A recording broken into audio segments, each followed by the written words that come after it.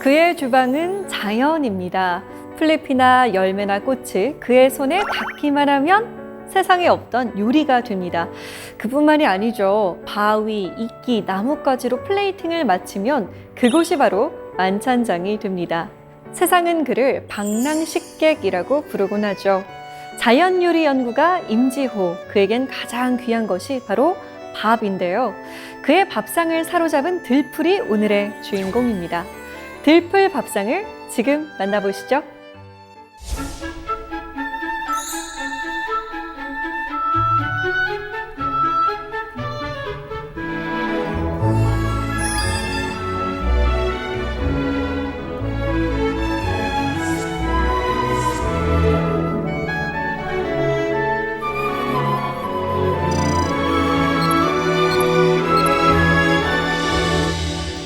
네, 선생님 안녕하세요. 네, 안녕하세요. 반갑습니다. 사실 다큐멘터리를 통해서 자주 뵀었는데 네네. 이렇게 뵈니까 신기해요. 사실 저는 그 다큐멘터리에서 그냥 들에 있는 풀로 요리를 하신다는 게 너무너무 놀라웠거든요. 네네. 그 들의 풀은 돈이 안 들잖아요. 아, 약간의 노력. 근데 이렇게 보면서 어떤 풀을 어떻게 쓸지 아시는 걸 보고 너무 그 신기했어요. 오랫동안 하면 돼요. 어... 네, 오랫동안 어릴 때부터 이렇게 어릴 때 아버지가 그다음에 누나가 이렇게 동네 사람들이 할머니들이 하는 거 이렇게 보고 네. 이게 또 기억력이 좋아서 하나도 안 잊어버려요. 그 다 메모리가 돼 있어요. 네. 내가 정작 하려고 할 때 그게 좋은 재료가 되고 아주 그 되게 막 그 어떤 소재가 한계가 있는 게 아니라 네. 무한대로 진짜. 네, 굉장히 다양하게 네. 내가 원하는 건 다 얻을 수 있어요. 그래서 들판이 너무 좋아요. 임지호 선생님의 아주 특별한 밥상 저희가 지금 먹어보곤 싶지만 그럴 수 없으니까 눈으로라도 한번 맛보고 귀로라도 한번 들어보고 싶은데요. 오늘 강연 잘 부탁드립니다. 네, 감사합니다.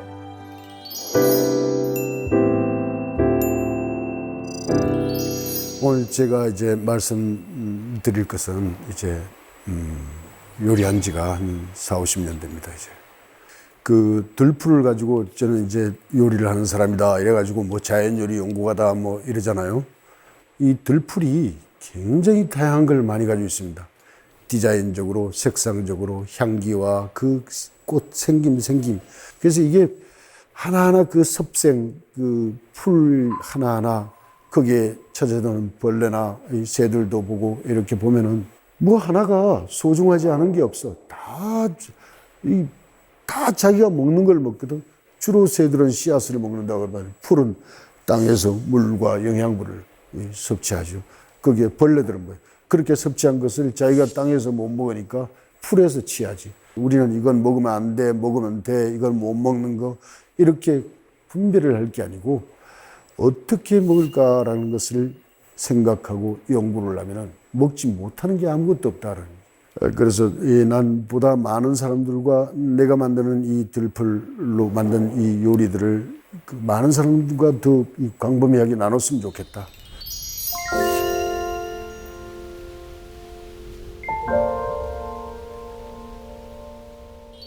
들풀이 그냥 들풀이 아니라 들, 바다, 산 굉장히 다양하게 이렇게 딱 있단 말이에요.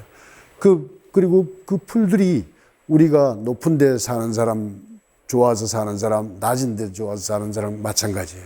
풀도 자기가 좋아하는 고도가 있어요. 그 높이와 그 물 흐름, 물 빠짐 이런 거에 따라 다 자라고 있거든.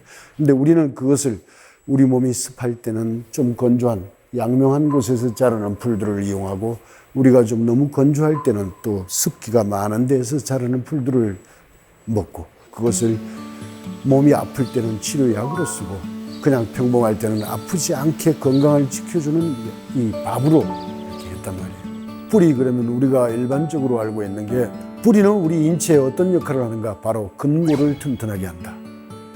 뼈에 가장 유익하다. 그럼 그러한 뿌리로 우리가 쉽게 만나볼 수 있는 게 뭔가? 이 첫째, 쓴맛이 나는 것들은 쓴바기 뿌리, 고들빼기 뭐 이런 것들, 이 뿌리 식품, 그 다음에 더덕, 도라지, 그 다음에 연근, 우엉, 무, 배추 뿌리 뭐 이런 게 있죠. 지친개 뿌리, 뭐, 그 다음에 그 엉겅퀴 뿌리, 이런 것들이 다 필요합니다. 그 다 필요하고 그 방법들은 두드려가지고 더덕 같은 거는 두드려서 그냥 묻혀서 이렇게 고추장 양념해가지고 불에 반드시 구워야 된다. 왜냐하면 안 그러면은 기가 넘쳐서 오히려 해가 될 수 있다. 그래서 어른들이 항상 숯불에다가 더덕 같은 거 이렇게 구워서 드시거든. 뿌리가 근골만 좋게 하는 게 아니고 폐도 좋게 만들어요. 폐가 튼튼해야 뼈가 튼튼해.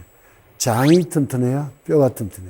뿌리는 그 근원을 이야기하는 거기 때문에 잘 자란 뿌리는 수족에 좋고 몸통은 이 장기에 좋아. 이 몸통에 좋아요.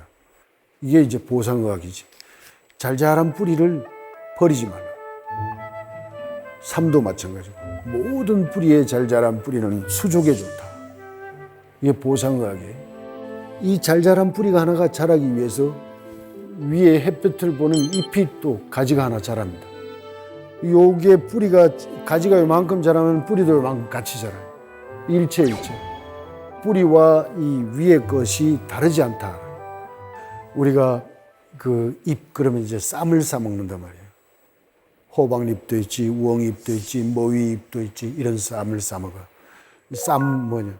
복을 싸 먹는다고 그러지. 그건 병풍나물이 있어요. 이건 야생으로 자라는 게 조건이 좋은데 뭐 막 이렇게 커. 이렇게 크네. 이걸 쌈을 싸 먹는다고 생각을 해봐요. 이게 단순히 어릴 때는 쌈을 싸 먹고 크면은 묵나물을 해요. 또 피마저 나물도 있지. 피마저잎. 피마저는 변비가 심할 때 설사약으로는 최고예요. 피마저 기름이. 근데 옛날엔 그렇게 쓰기도 했지만 피마저는 정월대보름에 이렇게 나물 먹을 때 피마저 잎이 꼭 들어가지. 쌓여있던 거를 배출해내는 역할을 하는 거예요. 겨우내에 쌓여있던 거를. 이 지상에서 나는 풀만 저러냐. 바다에서 나는 것도. 곰피회, 대왕회, 뭐, 그 다음에 미역에, 다시마에, 이거 전부 잎이에요. 그러니까 이 다양하게 많은 잎들은 많은 것을 포용하고 있고 담아서 주려고 하는 거예요. 잎은 수족과 같은 도구다 보면 돼요. 수족과 같은 도구다. 이게 잎이 광합성을 해서 뿌리로 영양소를 끊임없이 모아주고 몸집을 키워내는 역할이에요. 계속 잘라내도 또 자라고 잘라내도 또 자라고. 그게 뭐냐. 그리고 겨울이 되면은 그게 다 멈춰버리고 뿌리는 다시 월동을 하지. 죽은 게 아니고 보이지 않는다고 죽은 게 아니고. 연 같은 경우도 여름에 이제 지나면서 연꽃이 피고 나서 다 이제 연자방이 생기고 끝났어. 근데 뿌리를 딱 들어가 보니까 다음 해에 필 꽃이 맺어 있어요. 그러면 그게 끝이야. 봄에 갑자기 만들어지는 게 아니에요. 이미 가을에 꽃이 지고 나서 다시 내년 봄에 피울 꽃을 맺혀져 있어요. 그래가 겨울에 잠자듯이 준비하고 있다가 때가 되면 그냥 쏙 올라오는 거예요. 이게 자연이에요.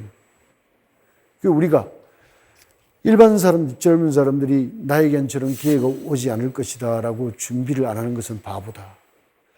나에게도 항상 저런 내가 원하는, 내가 막 우러러보는 이런 것들이 올 수 있다라는 전제하에 준비하라. 마치 연이 꽃이 지고 나서 그 다음에 연을 맺어서 딱 품고 있듯이.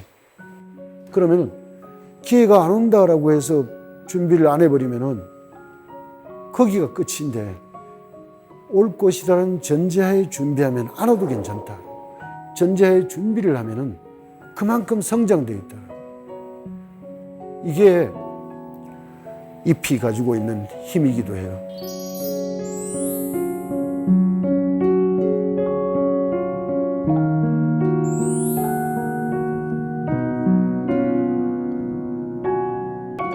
나는 이렇게 꽃을 다양한 꽃을 응시하면서 저 꽃은 뭔가 부처는 꽃을 멀리하라고 그랬어요. 근데 꽃은 뭐냐면은 이게 공짜가 없어요. 꽃은 스스로가 이렇게 이세를 만들지 못하잖아. 교비를 못해. 그러니까 이 곤충의 힘을 빌려서 하는데 그 단순한 노동력을 빌리는 게 아니고 반드시 대가를 지불해. 꽃은. 그게 뭐냐? 꿀과 꽃가루예요. 꿀과 꽃가루를 준비해서 여기저기 이렇게 옮겨다니면서 이게 서로 이렇게 해서 다시 좋은 씨앗이 맺힐 수 있도록 노력을 해주는 대가로 꿀과 꽃가루를 주는 거예요. 꽃의 쓰임은 여러 가지고 컬러도 굉장히 다르고 향기도 다르고 막, 예? 그 다음에 피어나는 절기도 겨울에도 피는 게 있고 여름, 가을, 겨울 이렇게 사계절이 다 다양하게 있어요. 근데 이 꽃은 먹는 것도 있고 못 먹는 것도 있고, 만약에 이제 우리가 라일락은 굉장히 좋은 향기를 가지고 있는데 먹으면 안 돼, 죽어. 엄청나게 써요. 근데 향기는 기가 막히잖아요. 예, 그것은 향기로 먹는 것이다. 근데 아카시아 꽃 같은 거. 아카시아도 향기가 굉장히 좋지. 요즘은 뭐 그걸 떠서 그게 너무나 흔하니까 귀한 줄 몰라. 근데 사실 아카시아도 되게 좋아요. 그 자체를 튀김을 내도 되고 그것을 말렸다가 아니면은 그걸 그냥 볶아가지고 말려야 돼. 볶아서 쪄서 말리고 막 계속 해가지고 이걸로 떡을 해도 되고 뭐 할 게 뭐 다양하게 많지.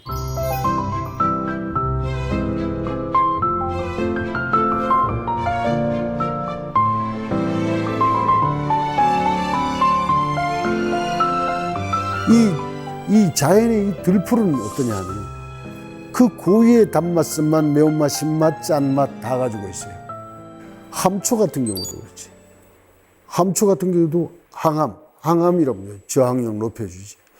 이게 보석 같아요. 이 함초라는 식물은 기가 막힌 염분을 가지고 있어요. 우리 인체에 그대로 들어가도 부족하지 않고 넘치지 않는. 요리할 때 간은 함초가 먹고 있는 소금의 양만큼만 써도 된다. 예. 이게 정말 그 지혜지. 이게 처음에 이렇게 씨가 엄청나게 많죠. 이렇게 탁 자라요. 이렇게 자라면은 붉은 색깔이 굉장히 많아. 연록색하고 이렇게. 그거 딱 하면은 뿌리까지 다 묻혀 먹을 수 있어요. 그 다음에 좀 자라기 시작하면 이만해요. 근데 하나의 그 고목처럼, 잘생긴 고목처럼 자라요. 이렇게 막, 이렇게. 자라면은 그 함초밭은 이게 그냥 전체가 붉은 색깔이에요. 빨갛게. 이 설이 내리기 전까지, 설이만 내리면 다 얼어져 버려요. 그 없어지는 게 아니라 그게 다시 갯벌에 묻혔다가 봄이면 다시 올라오거든. 그래서 이게 함초는 모든 재료가 하나하나의 고유의 재료가 무궁무진한 요리의 방법으로 발전해 갈 수 있다는 거예요. 해보면은 이게 국수도 만들 수 있고 수제비도 만들 수 있고 과자, 빵, 그 다음에 이걸 무스를 만들 수도 있고 주스를 만들 수도 있고 다시 말려가 파우더로 만들어서 다시 다른 요리에 가미할 수도 있고 함초만 그런 게 아니에요. 모든 게 다 그래요. 그래서 음식의 가장 중요한 게 조화, 하모니. 그 조화의 척도를 어떻게 잡느냐? 바로 식물이 머금고 있는 염분을 생각하라. 이게 사람들이 그전에는 함초와 또 비슷한 게 나문재라고 있어요. 제주도에는 또 방석나물이라고 있어요. 그게 다 염분을 먹고 있는 거거든. 근데 다 달라. 방석나물은 막 굉장히 그 러브체인처럼 이렇게 자란다 그러면은 이런 거는 좀 나무처럼 고목처럼 해서 이게 메시지예요. 그 평원에 이 갯벌이 평원이야. 평원에 다 고목들이 있죠. 거기에 또 뭐가 많아요? 칠개가 많거든. 그 사이로 막 누비고 다니는. 이게 그 산소 동화작용. 산소작용을 하고 빛 광합성을 하지 바닷물이 들어와도 거기에 소금물에 녹아나지 않아. 그 비바람, 모진 바람에 바닷물에 파도가 쳐도 그 벌레들이 막 해도 그 자체를 없애지를 못해. 공존이에요. 거기서 우리가 살아가는데 힘들더라도 그 함초와 같은 그 성향을 배우고 우리가 기억을 하면은 우리의 살아가는 삶에 훨씬 도움이 되지 않을까. 이런 생각에서 함초를 해봤고. 알토란. 참, 저 토란은 추석이 되면은 토란국을 끓이죠. 저기는 살림이 넉넉하면은 소고기를 넣고 끓이고, 살림이 좀 어려우면은 들깨만 넣고 끓여도 돼요. 되게 맛있어요. 토라는 그 알칼리성 식품이라.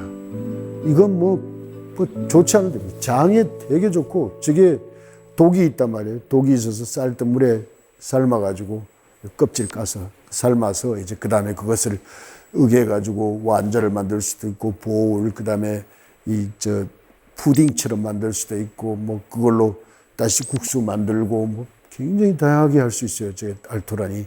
중국 사람들은 보면 그걸 화로에 구워가지고 먹더라고. 근데 우리는 저기 알이니까 그걸 제독을 어떻게 했냐? 쌀뜨물에. 쌀뜨물이 그 웬만한 독은 다 해독을 시킵니다. 이거를 쌀뜨물에 삶아가지고 그걸 으깨가지고 갈아서 보울을 만들었어요. 보울을 만들어가 포도즙을 만들어가 포도즙 소스로 해서 이렇게 했어요. 아이들한테 좋은 거지. 이 갱이밥도 종류가 굉장히 여러 가지입니다. 한 20가지는 될 거예요. 근데 유기농 농사를 하는 데는 반드시 이 갱이밥이 있어야 된다. 근데 이게 일부러 심는 게 아니에요. 자연으로 나는 거예요. 갱이밥이 새콤해요. 이 산미가 굉장히 여러 가지가 있습니다. 산이. 이렇게 다양한 산도를 가지고, 이 산미를 가지고 있는 풀이 싱화가 있고, 싱화보다도 이 갱이밥이 더 흔해. 막 흐드러지게 번져. 이게 씨가 탁 터지잖아요. 1.5m까지 날아가. 작은 씨앗이 터져서 이렇게 방사가 되는데, 이게 노란 꽃이 피져요. 노란색은, 식물이 가지고 있는 노란색은 그 장에 이렇게, 우리 장에. 그래서 저건 샐러드로 해 먹어요. 샐러드로 해 먹고, 장식으로 써서 버리는 게 아니라 그냥 먹는 거예요. 그 다음에 저 잎과 이 씨앗 같이 채취를 해가지고, 좀 억새도 괜찮아요. 억새도 다 잘라가지고 그것을 갈아서 이렇게 오믈렛처럼 만들기도 하고, 아니면은 뭐 푸딩처럼 만들기도 하고, 아니면 저걸로 과자를 만들어도 되고, 그 자체의 산미가 있으니까. 저 꽃이 작아. 너무 작아가지고, 이게 채취하려고 그러면 되게 조심하게 해야 돼요. 조심조심. 그래서 이게 가위 같은 걸, 조그마한 가위를 가지고 이렇게 탁탁 이렇게 잘라서, 찬 그에다, 물에다가 이렇게 종이를 하나 깔고 이렇게 채취를 하거든. 그래서 그게 손님상에 나갈 때까지 살아있게 만드는 거예요. 이게 이제 기술이지. 그래가지고, 와, 아름답다. 길에서 보는 거하고, 요리 위에서 보는 거하고, 감동이 달라요. 우리는 그 감동을 극대화시켜주는 게 요리하는 사람, 음식을 만드는 사람이 책임이지. 워낙 키가 작아요. 이렇게 작고, 한 해 살이인데 여러 해 살이도 돼요. 이 줄기가 이렇게 굵어져가 거기에 새순이 나고 막 이렇게 되거든. 겨울에 얼어 죽은 것 같지만 다시 또 태어나고 막. 이렇게 봄에 이게 막 확 퍼질 때 보면은 너무 좋아. 난 이게 그 갱이밥이 저게 있는 데에 놔야지 그 유기농 농사가 제대로 되는 거다. 저기에 있는 벌레가 이렇게 보면 굉장히 그 놀라운 그 힘을 가지고 있어요. 전체를 막 그게 확 퍼졌을 때는 하얗게 되거든. 잎이. 그게 이 과실에 그 유해한 것을 쫓아내고 유익하게 만들어가는 그런 성분이 있으니까, 거기만 그러냐 아니라 우리 인체에 들어오면 또 마찬가지다. 그게 다르지 않다라는 거예요. 그래서 난 갱이밥도 그 많이 응용했으면 좋겠다. 벼룩나무를 보면 이게 어머니 생각이 나요. 왜냐, 그분은 비린 것도 드시지 못하고 그 부고와 유일하게 먹는 게 저 벼룩나물이, 저거는 나락을 비고 나서도 있고 봄에도 있습니다. 나락을 비고 빈자리에 저게 탁 자라기도 하고, 겨울을 나고 나서 그 졸졸 흐르는 물에 다시 저게 또 막 자라거든. 그것만 보면 어머니 생각이 나서 많이 뜯어다 드렸어요. 그러면 그걸 씻어가지고 포개해서 이렇게 탁 넣고 거기에 밥을 싸서 드시는데, 그게 지금 가만히 생각하니까 저 약성, 양리적 성분이나 우리가 이 장이 건강해야 모든 것을 제대로 흡수를 다 시키고 배설을 잘 시키는데, 장이 건강하게 하는 게 저 벼룩나물과 그다음 별꽃풀, 뭐 보리순 뭐 이런 거거든. 어머니가 왜 이걸 좋아했을까? 생긴 거는 뭐 그렇게 뭐 좋아하지 않을까? 저기에 꽃이 하얀 게 작은 게 피거든. 그럼 좀 억셌을 때요. 저게 파랗게 이렇게 막 이게 무대기로 이렇게 있어요. 그걸 탁 써서 먹어보면은 흙향기가 확 나거든. 흙. 옛날에는 이 해충들이 많았었잖아. 그런 사람들이 또 막 흙을 집어 먹고 그랬더니 장에 건강하기 위해서 나쁜 것을 몰아내고 그것을 건강하고 순환을 좋게 하기 위한 최고의 재료다. 그럼 저 벼룩나물은 슈퍼 같은 데 없습니다. 들판, 논으로 나가야 돼요. 논두렁이나 물 흐르는 데로 보면은 지천에 널려 있습니다. 이 사람이 만들어 놓은 그 채소하고 자연이 키워놓은 채소는 그 성분과 질이 달라요. 그래서 될 수 있는 대로 바빠서 어쩔 수 없어서 사 먹을 수밖에 없지만 그러나 시간이 나면 들판으로 돌아다니면서 저 풀들의 이 생태, 섭생 이런 것들을 가지고 우리가 밥상에 올려서 자연과 하나의 동화가 되는, 자연과 내가 따로 아니라 이 자연의 들풀들이 나를 유익하게 하고 건강하게 하고 그 도우면 도우지 해가 되지 않는다는, 저건 식중독이 일어날 일도 없어요. 이 풀들이. 그리고 무슨 뭐 지방이 쌓이거나 이런 것도 없고 그야말로 저항력을 높여주고 재생 능력이 굉장히 뛰어나요. 저는 벼룩나물이 그래서 어머니 생각에서도 그렇고 이 우리에게 유익함을 주기 위해서도 되게 좋다. 첫째, 돈이 들지 않는다. 그럼에도 불구하고 돈을 많이 쏟는 것보다 더 좋다. 그래서 많이 활용했으면 좋겠다라는 생각으로 벼룩나물을 선택했어요. 선생님, 그런데 들풀이라고 하셨지만 사실 잡초 아닌가요? 예, 일반 사람들이 잡초라고 하죠. 예, 잡초라고 하는데 그 고유의 이름이 다 있습니다. 그건 식물학자나 식물도감이나 뭐 이런 걸 보지 않으면은 전부 잡초라고 하죠. 저희 눈에는 다 똑같아 보이거든요. 어떻게 보면은 먹을 수 있는 것과 먹을 수 없는 것은 어떻게 구별하면 좋을까요? 이제 들풀에 대해서 공부를 좀 하셔야 될 거예요. 우선은. 그리고 익숙한 것부터 이제 그 방법이나 경험을 해보는 거예요. 저 같은 경우는 다 뜯어 먹어봤어요. 우선은 그런 걸 접하지 않았으니까 전부 잡초고 뭐 이게 마당에도 보면은 이 정원을 가지고 있는 사람들 막 자기가 모른다고 해서 다 뜯어가 버리거든. 잡초라고 해서. 네네. 잔디만 키우고. 네, 맞아요. 예. 근데 사실 그 사이사이에도 좋은 게 되게 많거든. 한 끼의 반찬이 될 수도 있고, 우리가 그냥 이래 스쳐가면서 이름도 모르고 그냥 지나가는 거하고 이름을 한번 딱 기억을 하는 거하고 다르잖아요. 네. 마찬가지예요. 그건 좀 더 깊이 그 식물이 가지고 있는 것을 더 가까이 가보고 접근을 해서 나에게 유익하게 만들어 먹는 방법을 익히는 거. 공부 하나하나 알아가야 돼. 지친게 먹어봤어요? 아나운서는? 아니요. 사실 저는 지친개라는 단어도 처음 들어봤습니다, 오늘. 그 고향이 도시예요? 네. 네네. 도시라서 아마 그럴 수도 있는데 도시에도 지친개라고 있어요. 없는 데가 없습니다. 세멘트 갈라진 사이에도 나오고 그러는 거예요. 민들레처럼 생명력이 되게 강해요. 근데 이 지친개가 그 생명력이 많고 우리 주변에 많이 나는 것들은 그만큼 많이 먹으라는 메시지거든. 근데 사람들이 그걸 몰라. 그냥 무시를 해요. 그냥 무시하고 그걸 자기 밥상에 올려서 이게 그 나를 지켜주는 것이다라는 생각이 없어요. 그냥 그 자기가 좋아하는 것만 거기에만 딱 가서 그냥 먹는데, 사실 밥상은 다양한 실험의 장소이고 그 다음에 우리를 온전하게 지켜주는 방법을 제시해주고 또 거기에서 우리가 필요로 하는 영양소를 다 갖추고 있어요. 그래서 나는 저 지친개는 그 뭐 아무리 이렇게 먹어도 부족하지 않아.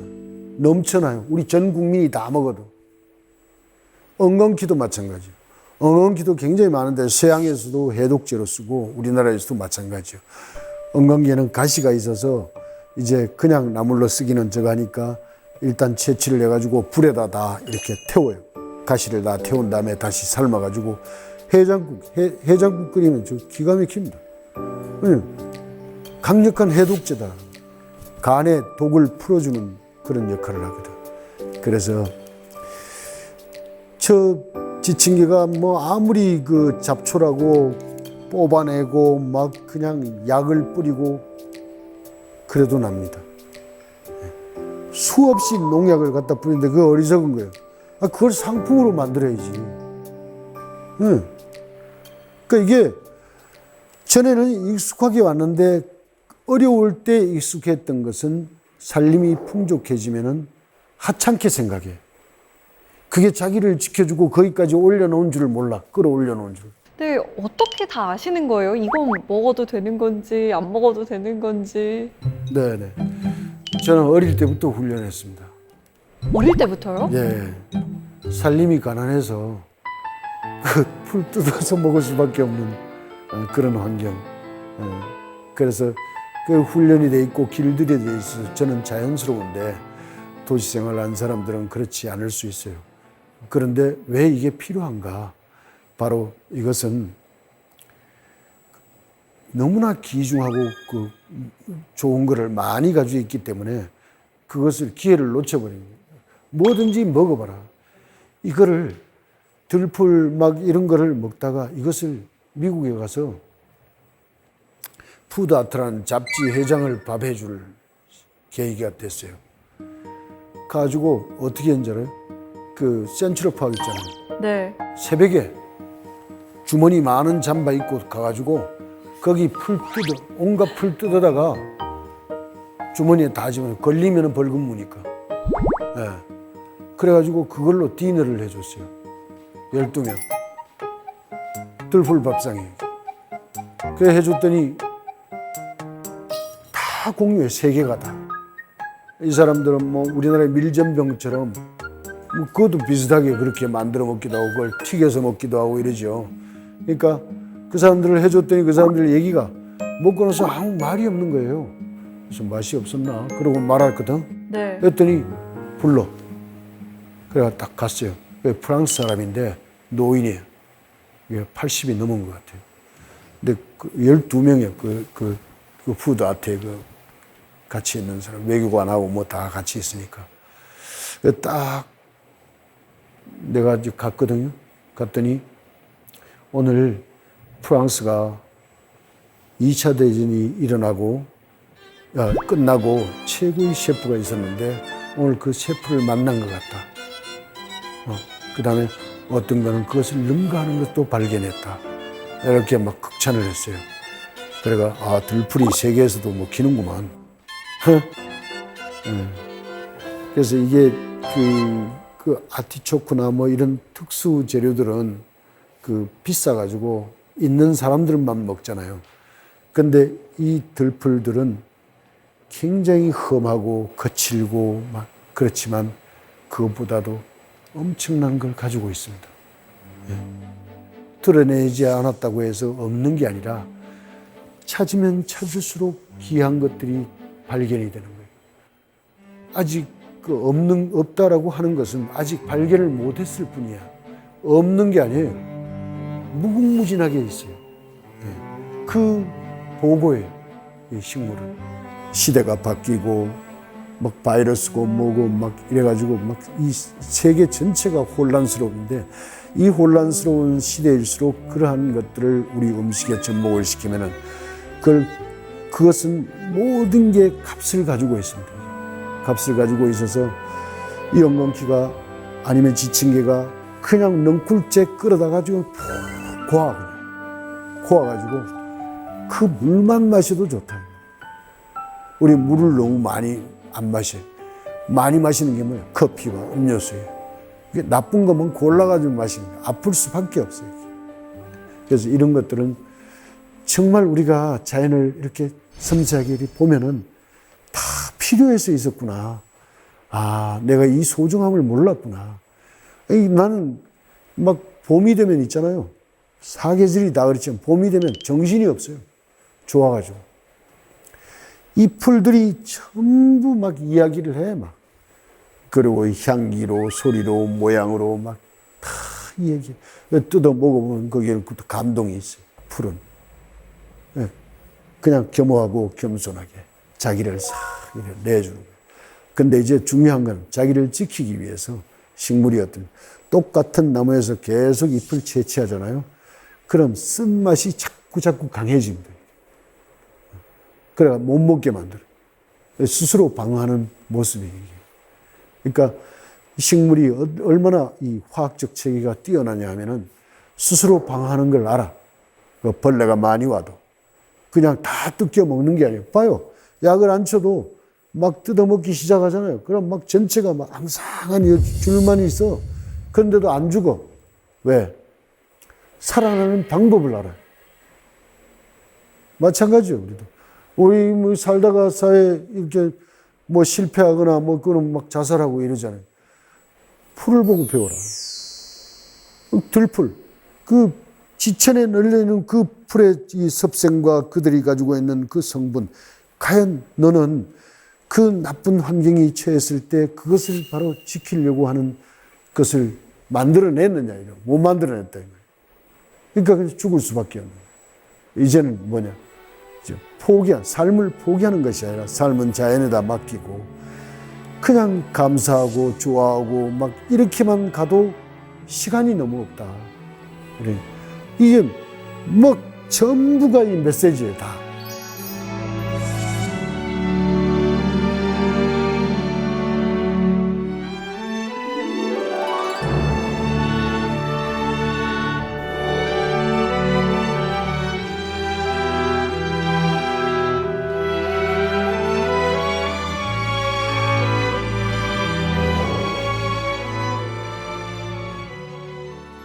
나는 태어나고 큰 이 시간이 자라는 환경이나 이런 게 완전히 다릅니다. 일반 사람들하고.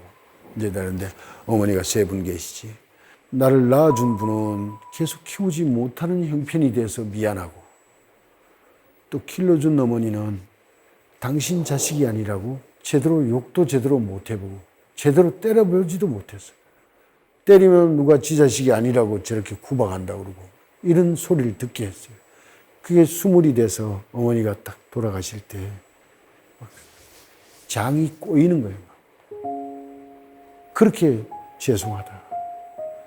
이게 나는 부모님이라는 그 아버지나 어머니나 특히 어머니에 대해서는 어떻게 이렇게 용서를 구하거나 어떻게 이럴 방법이 없어요. 그래서 그걸 쭉 이렇게 이어오다가 나 이번 인생에 음식으로 걸어야 되겠다 하는 거냐. 이 음식이라는 내 노동을 통해서 자연에 있는 것을 그대로 다 해서 내가 원하는 대로 만들어서 이렇게 쫙 펼치면 그 생명을 살리는 게 있다. 내가 열심히 최선을 다해서 잘 살아야 하는 이유는 뭐냐. 바로 그런 어머니들의 눈물값을 해야 되기 때문이다. 한 분도 아니고 3분이나. 그래서 나는 죄송한 것밖에 없고 그 죄송함이 사무쳐서 펼쳐나온 게 음식이에요. 그리고 그분들이 해먹었던 소박한 그 호박죽 하나도 별식이라고 끓여줬던 그 어머니의 모습을 나는 잊지 않는다.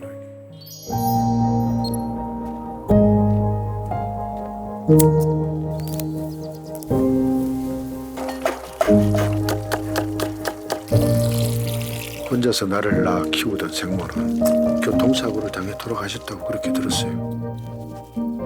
직접 만나지는 못했지만 인연이 다 내가 만든 이 음식을 어머니 혈육들이라도 맞이했으면 좋겠다. 그런 기대감이 있어요. 집에 계신 어머니가 친어머니가 아니란 걸 알게 된 후에 전국을 떠돌면서 생모의 흔적을 찾아다녔어요. 맛있나? 귀한 재료들을 보면 이걸 어머니를 위해서 음식을 해드렸으면 좋았을 텐데 이런 생각을 가끔 하죠. 제가 지리산에 다녀왔어요, 선생님. 할머니가 안 계시더라고요.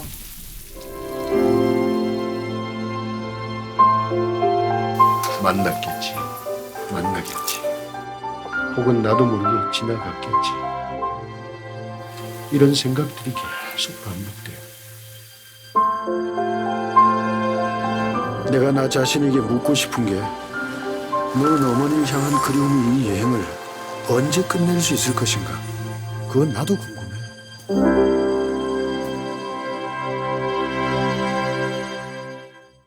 선생님, 영화의 예고편이 굉장히 예고편만으로도 좀 울림을 주는 것 같은데 어떤 영화인가요? 사실 막 그리워하고 기다려지고 궁금해서 또 찾아 나서고 뭐 이러한 일정들이 이게 단순히 뭐 이렇게 짧게 만든 게 아니라 이게 10년의 기록이라고 하는 거예요, 이게.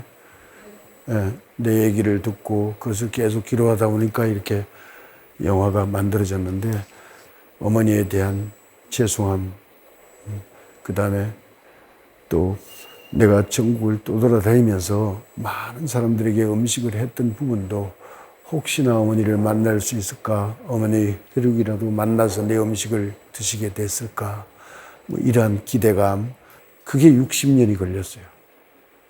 60년이 걸려서 이제 알았어요. 어머니는, 나에게 있어서 어머니는 자연 전체였다.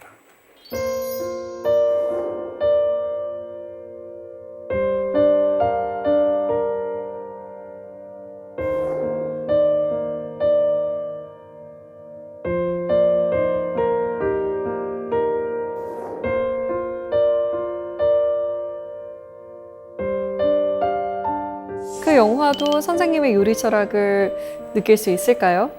또 좀 다른 건데 내가 사실 밥 많이 얻어먹기도 했습니다. 예, 굶주린 배를 채워주는 어머니들에 의해서. 네. 그 어머니의 이야기이기도 하고, 이제 나는 이 영화에서 그 어머니가 우리에게 무엇을 줬고 또 어머니의 밥은 무엇인가. 예. 이게 자식이 어디 밖에 나갔다가 늦게 들어와도 전에 보면은 꼭 밥을 사발에다 퍼서 이불에 이렇게 아랫목에 딱 묻어놓은 밥이 식을까봐. 예. 그래서 이제 아무리 늦게 와도 어머니는 그 밥을 다 꺼내놓고 자식을 먹게 하거든. 그러한 것들을 우리가 이 시대에 다시 유추해서 진정한 고마운 것이 무엇인지, 나의 뿌리가 무엇인지, 바로 밥이라는 것은 그 모든 것을 다 포용하고 있는 것이기 때문에 우리가 잊어서는 안 된다라는 거예요. 아직도 기억하고 있어요. 라일락 피던 5월을 그 향기처럼 떨려오던 그대의 손길 아직도 기억하고 있어요. 수국이 피던 6월을 그 물빛처럼 번져오던 나는 요리의 재료의 특성들을 다 그려봤습니다. 난 왜 이게 스케치 작업을 시작을 했냐면은 이 사람에게는 무엇이 필요할까? 이 궁금증으로 그리기 시작했어요. 그 다음에 이 요리를 어떻게 할까? 이걸로 무슨 요리를 할까? 라는 그 해답은 그 성질을 알아야 돼요. 그래서 그리기 시작했는데 처음에는 이렇게 스케치를 하다 그 다음에 여러 개를 이렇게 딱 잡고 해보면은 거기에 꼭 필요한 색만 나옵니다. 그게 신기하잖아요. 사실 새들은요, 새들의 참미라고 그래서 백장을 그린 게 있는데 도형을 그렸어요. 새들이 날아가는 형태나 모습들이 다 지상에 있는 생명들에게 주는 메시지라고 생각을 했어요. 그게 고맙지.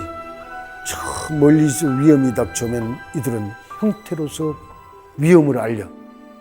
좋은 일이 있으면 좋은 일이 있다고 또 알려. 힘들면 힘들 표현을 해요. 이게 봄이 되면은 새들이 막 사랑의 노래로 막 그냥 온 갈대밭이 그냥 날립니다. 그래서 난, 이 만물은 사랑으로 이루어져 있구나를 깨달았거든. 갈대밭에 새들이 울음소리가 평소의 소리하고 봄날의 사랑의 이 알을 품을 때 소리하고 다릅니다. 그래서 이 새들한테도 너무나 고맙잖아요.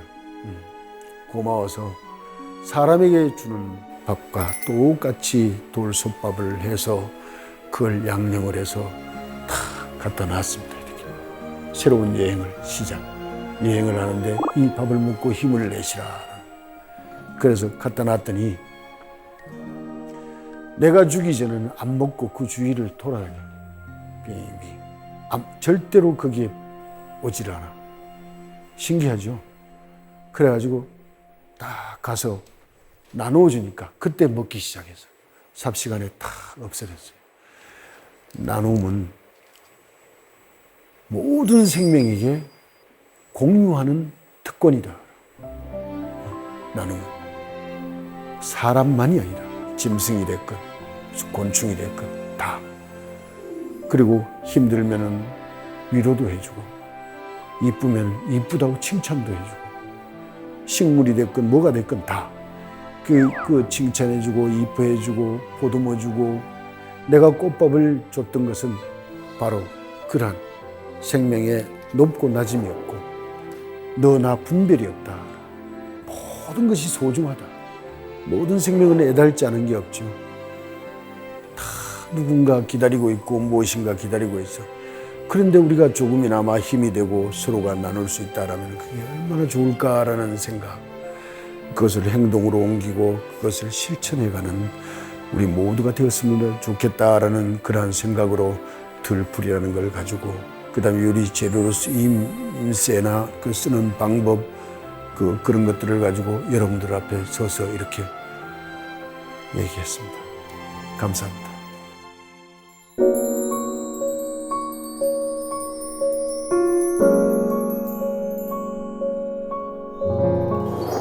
네, 강연 정말 잘 들었습니다. 감사합니다. 사실 아는 맛이라는 단어가 있잖아요. 네네. 근데 선생님의 밥상은 도무지 무슨 맛일까 가늠이 안 되더라고요. 네네.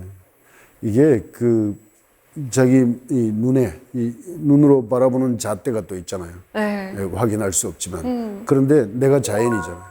이 들풀의 밥상 내가 또 만들어내는 것들이 어떤 맛일까라는 그 궁금증은 바로 내가 자연이다라는 것을 깨달으면은 바로 느낄 수 있습니다. 특별하지 않은 특별한 맛이 있고, 특별한데 평범한 게 있고, 네. 그러니까 어떻게 이제 만들어가느냐에 따라서 이제 다른 거죠. 들으면 들을수록 궁금해지는 그 맛 정말 궁금해집니다.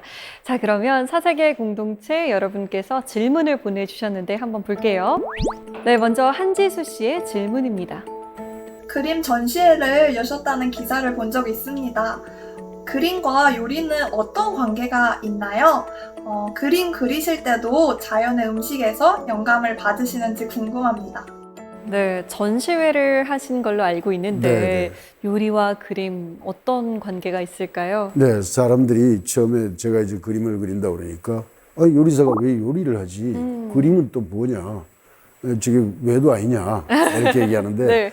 사실 그림은 영혼의 쉼터입니다. 내 영혼이 쉬는 곳이에요. 이 식물 재료를 처음에는 재료로 이렇게 보다가 그것이 에너지가 다 있다. 모든 것은. 그래서 그 에너지를 이때 스케치도 하고 막 이러다 보니까 이제 그림으로 발달해서 한 20번 개인전 했거든요. 근데 그 음식은 또 뭐냐? 음식은 생명을 살려가는 이 시간을 온전하게 이렇게 보살펴주고 보듬어주고 지켜주는 그런 역할이거든. 음식이요. 그러면 이 시간 다음에 그 공간이라는 이 영혼의 세계는 바로 그림이 또 이렇게 위안을 해주고 그게 합쳐져서 하나의 완전한 음식으로 돌아가는 거. 이게 보는 걸로만 끝이 아니라 네. 다시 먹는 걸로 이렇게 보면 그냥 식물로 보이는데 나는 그 에너지를 그려서 그걸 보이게 하는 거예요. 다시 그것을 음식으로 디자인하고 맛으로 새롭게 창조해내고 이렇게 하는 작업이거든요. 그래서 그림과 음식은 하나다. 때려야 될 수 없는 관계군요. 네, 처음엔 나는 배우지도 않아가지고 스케치를 해도 애들 장난하는 것처럼 그렇게 시작을 했어요. 그게 이제 진화해서 네. 이렇게 캔버스로도 가고 막 이렇게 되죠. 자, 그럼 두 번째 질문 받아보겠습니다. 박재곤님의 질문입니다. 어떤 한 분야에서 일가를 이룬다는 것은 참 대단한 일인데요. 요리에 재능이 있으시면서 이 일을 평생 해야겠다고 결심하신 이유가 무엇인지 궁금합니다. 만약 과거로 돌아간다면 요리 말고 이 다른 일을 또 하실 건가요? 저는 음식 만드는 게 되게 좋았습니다. 그리고 처음에는 어쩔 수 없이 시작했어요. 의식주 해결할 데가 없어서 네. 어쩔 수 없이 시작했는데 이게 20 정도 되면서 이번 인생에 나는 음식으로 내 모든 것을 써야 되겠다. 이렇게 이제 각오를 하고 음식을 하는데 너무 편해요. 주방에 들어가면 되게 편하고 경건해지고 또 거기에서 몰입이 굉장히 잘 돼요. 난 다른 걸 뭘 하겠냐 그러면은 다른 건 하고 싶지 않다. 여기에 다 있어요. 그러니까 자기가 지금 어떤 일을 하든가가 중요한 게 아니라 어떻게 하는가가 중요하다.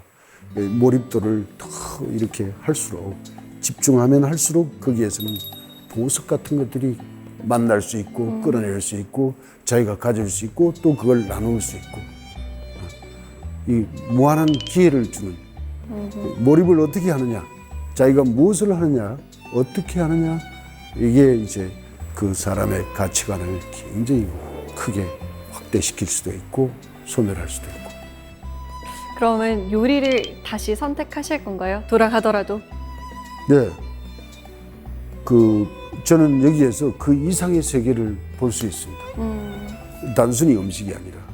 그래서 나는 다음 생에 또 뭘 하겠냐 그러면 기회가 주어진다면 또 음식을 하는 게 낫지 않겠냐. 가장 잘하는 걸 해야 됩니다.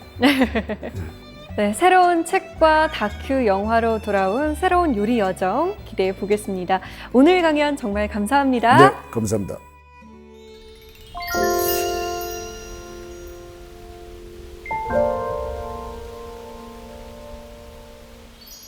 선물 받은 귀한 식재료, 아무리 맛있는 음식이라고 하더라도 지금 먹지 않는다면 냉동고로 직행하게 되죠. 냉동이라고는 하지만 본래의 맛과 향을 잃게 되는데요. 심지어 뭘 냉동시켜 놨는지 까먹는 경우도 굉장히 많잖아요. 그래서인지 집집마다 이 냉동고 관련해서 작은 전쟁이 일어나곤 합니다.